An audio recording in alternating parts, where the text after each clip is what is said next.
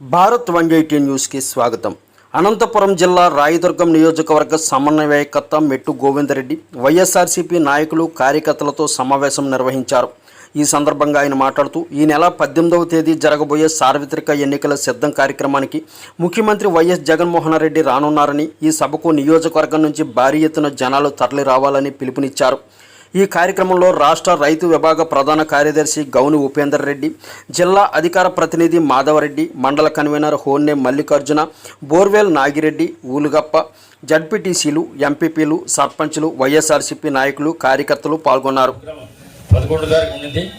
11 దగ్గరే బస్సు నిలుపుతా ఉంది. అటువంటి ఇస్తాము ఈసారి. నిన్న మీటింగ్ మంత్రి గారితో మీటింగ్ కాబట్టి మీటింగ్లో డిసైడ్ అంటే బస్సు నిలుపుతుంది, పోతారు, బస్సు ముందు పోతుంది. అటువంటి కార్యక్రమం జరుగుతుంది.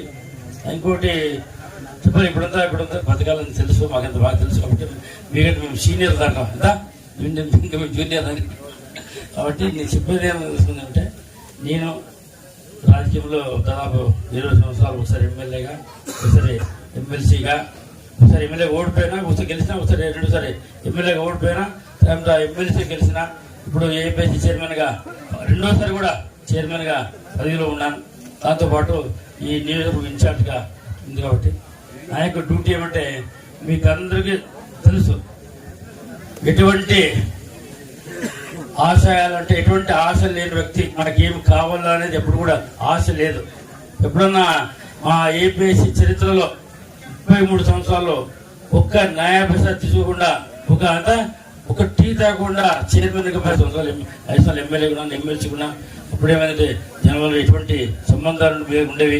ఎప్పుడు కూడా అవినీతికి పాల్పడకుండా, ఒక పైసా ఆశించకుండా